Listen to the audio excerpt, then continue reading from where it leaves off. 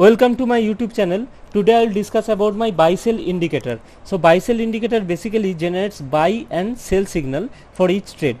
So and it will also tell you the entry point, stop loss, target 1, target 2 and target 3. So for each trade you will have targets, entry point and stop loss. So this one is a complete trade, but still I will explain how to take entry, how to exit from your trade and how to book your profit so that you can maximize your profit and minimize your losses. So at the very beginning I will explain each and every details are available in the settings of this indicator. So let me go to the settings of this indicator and I will explain each and every options. So first one is the entry buffer. I will explain it later. Next one, you will have a drop down menu, last trade and all trade. So what do you mean by last trade? If you select the last trade, it will give you the labels for last trade only. Now your chart will be clean if you are taking this option. Otherwise, if you want to backtest this indicator, that means suppose you want to get the label of this signal, then you have to check all trade. So it will give you the entry, exit and stop loss for all trade. So it will give you the labels of all trade. So you can see each and every trade. Now I will explain you what do you mean by entry buffer and how to use this one. Let me go to the Nifty future chart. There you can understand it better way. Look at here, in this trade this one is your entry point, but after taking the entry it hit the stop loss. So if you slightly increase the value of the entry price, that means for sell, if you decrease the value of the entry price a little bit, then your stop loss won't hit and it will easily get the first target and almost the second target. So how do you manipulate your entry position? So just adding some buffer. So that's why I introduced this variable buffer. So if I take this a little bit bigger, then you can see, look at here, the entry now in this candle and it will easily hit your first target and as well as it very close to your second target. So in this trade you may have some profit, but in this position you are just getting the stop loss. So for that I am introducing the buffer point, so that if the market is in range bound, then you can avoid some kind of stop losses. So that's my intention. Now let me move on to the next settings. Now here also you can hide or unhide entry, target 1, target 2, target 3 and stop losses if needed. Now next one is the view up. So if I check this button, then it will plot daily view up, weekly view up and monthly view up for corresponding color. But if you still just want daily view up, then you go to the style settings and you can check or uncheck this option. If you don't want daily view up, then just uncheck it. If you don't want weekly, then you can uncheck it, and for monthly also. So let me hide it. Now here is an option for moving averages. Now the options, you can select any kind of moving averages, SMA, EMA, anything, or if you want something more, then you can ask me, I will add it here. Now here you can give any source of this particular moving average, and here you can set the length of the moving averages. So if I check this one, then the moving average will plot, and similarly second moving average and third moving average also. But here you can create some kind of moving averages strategy also. How?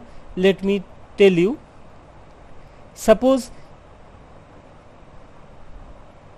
now we can choose here as a EMA, and let me take as a high, and let me select this one is a EMA, and let me take low, and let me change the variable as 21. So this will give you a band. So green one is a 21 moving EMA of high, and red one is a 21 EMA of low. So this one is a band, and I already made a video about this. So if the price close above this green line, then you can go for buy. If the price below close below the red line, you can sell. This one also a very good indicator available in the trading view. So you will get it here by changing the settings. So you can manipulate the settings and you will get something new, you can create something new. So that's why I am introducing 3 moving averages. Now I will tell you some rules. If you are trading in option, so then I will recommend you don't take any fresh position after 3 p.m. and also don't take any overnight position. So if you have some position, suppose you are taking a put in this position or here, then you should cut your position after 3 p.m. and don't hold any position for tomorrow, because tomorrow may be a gap up or gap down. It may be in your favor, but it may have some chance to range bound or it open at the same level, then you will be in loss. So don't take any overnight position in option. Now the third and the most important rule, suppose you are taking the entry here and you will wait up to 5 candle. If up to 5 candle the price still lie on between entry and stop loss, then you should exit your position. Suppose आपने entry यहाँ पर ले लिया और उसके बाद 5 candle तक आपको दिख रहा है ये एंट्री और स्टॉप लॉस के बीच में ही प्राइस घूम रहा है, तो आपको after 5 candle you should take the exit. कुछ भी हो जाए मार्केट में आपको एग्जिट ले लेना चाहिए उस ट्रेड से. अगर आपका प्राइस ये एंट्री लेवल के ऊपर है अप टू 5 कैंडल, तो आपका जो स्टॉप लॉस था, यहाँ पर जो स्टॉप लॉस था, ये स्टॉप लॉस को एंट्री लेवल में डाल देना चाहिए. तो आपका स्टॉप लॉस को एंट्री लेवल में अपग्रेड कर देना चाहिए. तो कुछ भी हो जाए आपका लॉस नहीं हो सकता. अगर आप 5 कैंडल तक प्रॉफिट में आ गया हो तो वो ट्रेड में आपको लॉस नहीं होना चाहिए. तो ये सबसे इम्पॉर्टेंट है. कोई भी ट्रेड अगर आपका प्रॉफिट में चला गया एक बार, तो उसको घूम के स्टॉप लॉस हिट होने नहीं चाहिए. आपको स्टॉप लॉस अपडेट कर देना चाहिए so that you can get something from this particular trade. ऐसा बहुत बार हुआ है. सपोज ये जो फर्स्ट टारगेट के बहुत नज़दीक चला गया, उसके बाद एक स्टॉप लॉस एक स्पाइक कर दिया तो स्टॉप लॉस हिट हो गया. तो उस टाइप को हम लोग अवॉइड कर सकते हैं इस स्ट्रैटेजी से.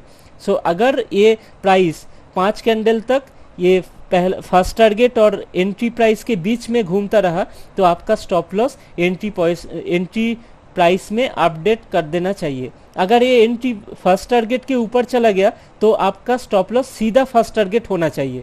अगर ये सेकंड टारगेट के ऊपर है तो सेकंड टारगेट आपका स्टॉप लॉस होना चाहिए. तो कुछ भी हो जाए आपको सेकंड टारगेट तो मिलेगा ही मिलेगा. और लास्ट, जो अगर आप ऑप्शन में ट्रेड करते हो, सपोज निफ्टी और बैंक निफ्टी का ऑप्शन ट्रेड करते हो, तो ऑलवेज बाय एटीएम कॉल या पुट ऑप्शन. सपोज यहाँ पर सेल दिया है तो आप यहाँ पर पुट ऑप्शन खरीद लोगे, वो एटीएम होना चाहिए. या तो अगर निफ्टी के लिए 50 पॉइंट आप ले सकते हो, बैंक निफ्टी के लिए 100 पॉइंट आप ले सकते हो, मगर उससे आगे नहीं. फॉर ओटीएम बिल्कुल मैं रेकमेंड नहीं करूँगा. तो यहाँ पर अगर कॉल ऑप्शन आपने ले लिया, सपोज निफ्टी का बात कर रहा हूँ, निफ्टी के लिए ऑप्शन के लिए थोड़ा सा अलग, उसके लिए और भी ज़्यादा स्ट्रिक्ट होना चाहिए, क्योंकि ऑप्शन में प्रॉफिट भी ज़्यादा होता है, लॉस भी ज़्यादा होता है. तो सपोज यहाँ पर आपने ऑप्शन में खरीद लिया call put option, ATM put option. Suppose ये 100 रुपीज़ में 100 पॉइंट्स इसका वैल्यू है, प्रीमियम है. सो अगर 100 पॉइंट्स में आपने खरीद लिया तो 100 अगर 110 हो गया तो 100 में आपका स्टॉप लॉस जो बाइंग प्राइस है 100 रुपीज़ में आपका स्टॉप लॉस डाल देना चाहिए. ठीक है, नहीं तो आप 10 पॉइंट या 15 पॉइंट का स्टॉप लॉस मान के चल सकते हो. 100 पॉइंट्स में अगर आप बाई करते हो कोई भी ऑप्शन, तो आपका स्टॉप लॉस 85 में होना चाहिए. कुछ भी हो जाए, अगर स्टॉप लॉस हिट हो गया तो उस ट्रेड में दोबारा एंट्री मत लीजिए, बस छोड़ दीजिए. नेक्स्ट सिग्नल के तरह वेट कीजिए.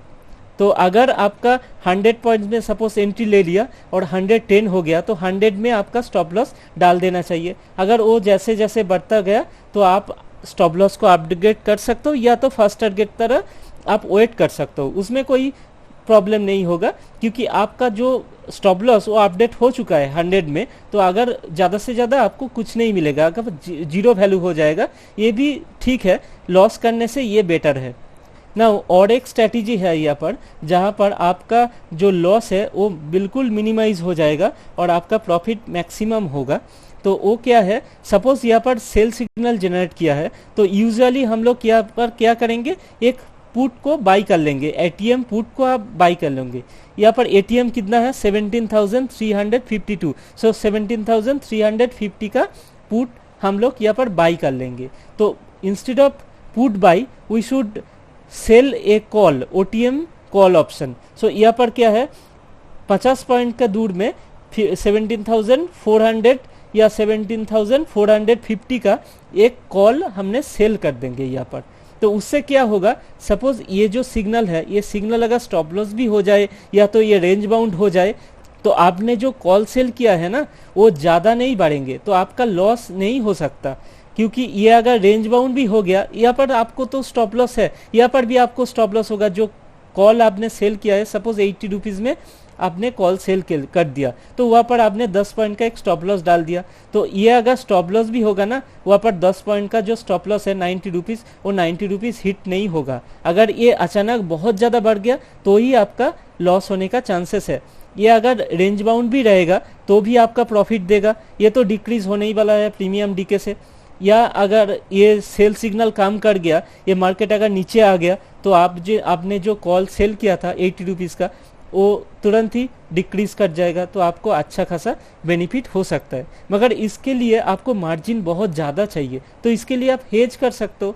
सपोज यहाँ पर 17,400 का एक कॉल आपने सेल कर दिया, उसके पहले एक दूर का एक फाड़ ओटीएम कॉल आप बाई कर लीजिए, 5 रुपया का या 10 रुपया का एक कॉल आपने बाई कर लिया और यहाँ पर 17,400 का जो लगभग 80 to 100 रुपीज़ होगा उसको आप सेल कर दीजिए। तो क्या होगा, ये सिग्नल अगर काम कर गया तो आपका ये ज़्यादा प्रीमियम वाला कॉल वो तो जल्दी से डीके हो जाएगा, बहुत सारे डीके मिल जाएगा आपको। और जो 5 रुपये का कॉल आपने बाई किया था वहाँ पर वो ज़्यादा से ज़्यादा क्या होगा 4 रुपया या 3 रुपया होगा, वहाँ पर 2 पॉइंट का आपका लॉस होगा, मगर यहाँ पर 10 या 15 पॉइंट का आपका प्रॉफिट हो जाएगा। तो नेट कितना मिलेगा, 10 पॉइंट्स तो आपको मिल ही जाएगा। तो 500 पर ट्रेड यूजुअली आप ले सकते हो। और अगर हेज करके आप सेल करते हो तो आपका मार्जिन बेनिफिट भी आ जाएगा। कोई भी आपका ब्रोकर है तो 35 to 40,000 में एक लॉट में आप हेज कर सकते हो। तो इस तरीका मैंने 6 महीने से यूज़ कर रहा हूँ और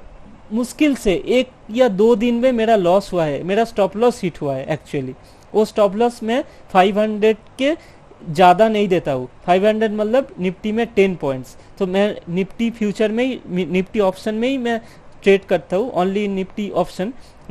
तो ये तरीका मुझे बहुत अच्छा लगा, आप एक यूज़ कर सकते हो। अगर ऑप्शन में आप ट्रेड करते हो तो मैं यही रिकमेंड करूँगा, आप नेकेड ऑप्शन बाई करने से अच्छा है आपको हेज बना के आप सेल कीजिए। जो सिग्नल आ रहा है उसका उल्टा कीजिए, अगर सेल आ रहा है तो आप कॉल में हेज कीजिए, अगर बाई आ रहा है तो आप पुट में हेज कीजिए और with stop loss. Stop loss देना जरूरी है क्योंकि ऑप्शन कुछ भी हो सकता है, मार्केट कहाँ भी वो जा सकता है, इसका ऊपर कोई कंट्रोल नहीं है। कोई भी इंडिकेटर आप बना लीजिए, कितने भी एफिशिएंट हो वो गारंटी नहीं कर सकता जो ये ट्रेड में ये प्रॉफिट होगा या लॉस होगा। तो ऐसा कोई इंडिकेटर आज तक बना ही नहीं है।